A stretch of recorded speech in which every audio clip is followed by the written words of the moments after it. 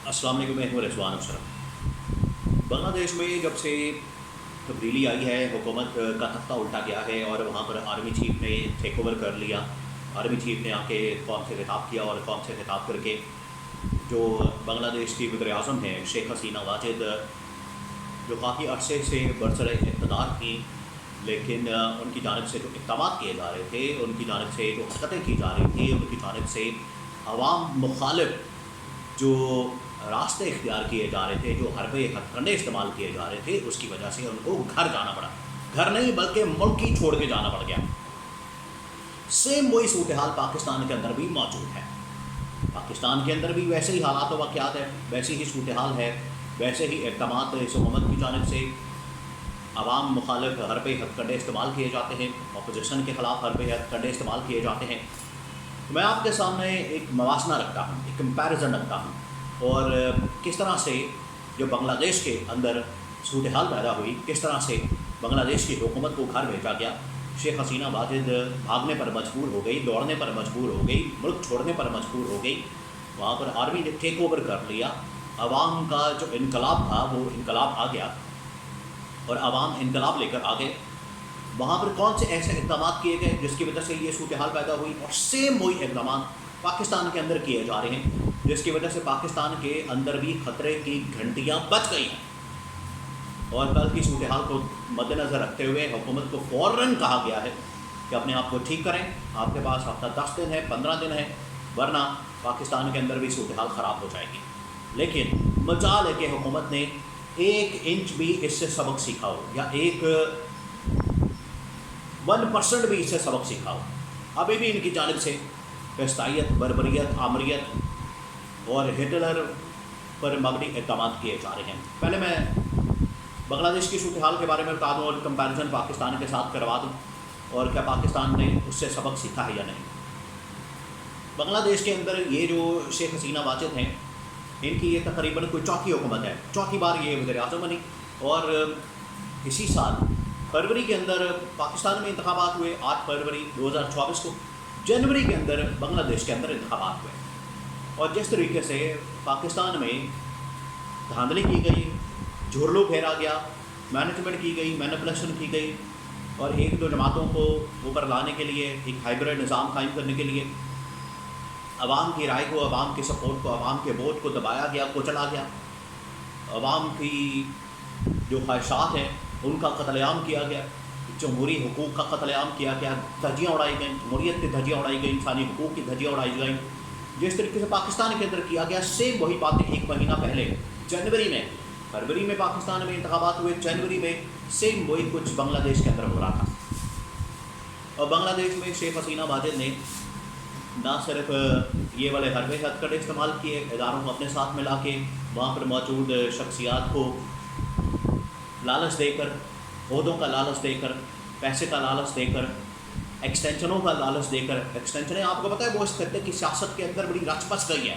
हर जगह के ऊपर एक्सटेंशन का आपको मॉडल नज़र आएगा, फार्मूला नज़र आएगा। तो बांग्लादेश के अंदर जनवरी 2024 में सेम यही कुछ हो रहा था। वहाँ पर भी इलेक्शन को मैनेज किया गया, इलेक्शन के अंदर धांधली की गई, अपोजिशन को दबाया गया, अपोजिशन का खलाकामा किया गया, अपोजिशन को बिल्कुल सफाई से मिटा दिया गया। इस तरह की कोशिशें की गई, अवाम के हुकूक सलब कर लिए गए, अवाम के हुकूक के ऊपर डाका मारा गया, मैंडेट के ऊपर डाका मारा गया, मैंडेट की चोरी की गई, मैंडेट के ऊपर डाका मार के मैंडेट चोरी करके ख़ुद ये बरसर इक़्तिदार आ गए। तो पहला ये कंपैरिजन आप देखें कि कितनी मुमासलत है। बांग्लादेश के अंदर जो जनवरी 2024 के अंदर हुआ, सेम वही रिपीट हुआ पाकिस्तान के अंदर फरवरी 2024 में। अब एक और अहम तरीन कदम उठाया गया, एक और अहम तरीन, बहुत ही अहम तरीन वो डेवलपमेंट ये थी कि शेख हसीना वाजिद ने आज से तकरीबन कोई 3-4 महीने पहले बांग्लादेश के जो आर्मी चीफ हैं आजकल, जनरल वक़ारुज़्ज़मान, उनको आर्मी चीफ तैनात किया। और शेख हसीना वाजिद ने ये सोचकर, ये समझकर, ये देखकर, ये अंदाज़ा लगाकर उनको आर्मी चीफ तैनात किया कि इनको तैनात करके मेरा इक़्तिदार पक्का हो जाएगा, मुझे इक़्तिदार में कोई मसला नहीं होगा, इस्टेब्लिशमेंट की जानिब से मुझे कोई प्रॉब्लम नहीं होगी, फौज की जानिब से मुझे कोई मसला नहीं होगा। और जैसे ही आर्मी चीफ को लगाया तो फिर उसके बाद शेख हसीना वाजिद ने बांग्लादेश में आइनी, कानूनी حقوق کی دھجیاں اڑانا شروع کر دی، جمہوریت کی دھجیاں اڑانی شروع کر دی، آمریت ملک کے اندر قائم کر دی، ڈکٹیٹرشپ قائم کر دی،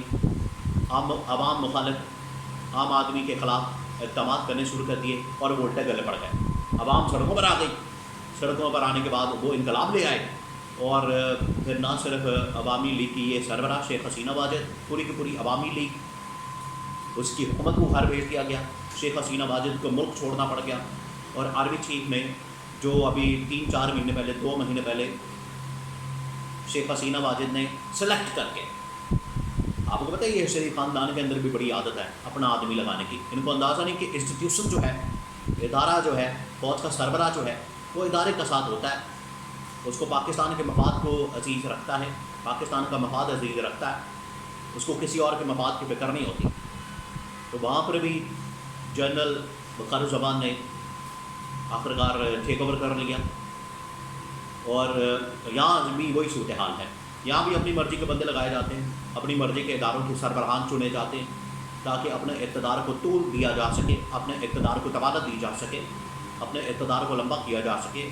اپنا لوٹ مارا، حلوہ مانڈا، NRO کیسز، مقدمات تمام ختم کیا جا سکے، یہ مقصد ہوتا ہے۔ اور یہاں پر بھی عوام مخالف، عوام کے حقوق ختم کیے جا رہے ہیں، عوام کے حقوق کی دھجیاں اڑائی جا رہی ہیں، جمہوریت کی دھجیاں اڑائی جا رہی ہیں، اور عوام مخالف اقدامات کیے جا رہے ہیں۔ آج بھی دیکھیں حکومت نے سبق نہیں سیکھا، قومی اسمبلی کے اندر سپریم کورٹ کے فیصلے کو روندنے کے لیے 8-5 سے یہ فیصلہ ہے، کوئی چھوٹا فیصلہ نہیں، فل کورٹ کا ہے، 5 ممبر بینچ کا نہیں ہے، 10 ممبر بینچ کا نہیں ہے، فل کورٹ کا ہے، 8-5 ہے، اور اکثریت بھی واضح ہے، 1 کے ریشو سے اکثریت کا فرق ہوتا چلے مان لی جاتی بات، اکثریت بھی واضح، لیکن یہ فیصلے کے اوپر عمل درآمد رکوانے کے لیے، غیر مؤثر کرنے کے لیے اقدامات کیے جا رہے ہیں۔ تو عوام مخالف، جمہوریت مخالف، عوام کے حقوق کا جنازہ نکالا جا رہا ہے، تو یہاں بھی خطرے کی گھنٹیاں بجی ہیں، یہاں بھی حکومت کو سمجھایا گیا ہے کہ باز آ جائے، باز آ جائے، یہ جو ہر روز آپ مہنگائی میں اضافہ کر رہے ہیں، بے روزگاری میں اضافہ کر رہے ہیں، اور ملک کا خزانہ لوٹ رہے ہیں، عوام کی جیبوں پر ڈاکہ مار رہے ہیں، بات یہاں تک نہیں رہی، انہوں نے عوام کے مینڈیٹ کے اوپر،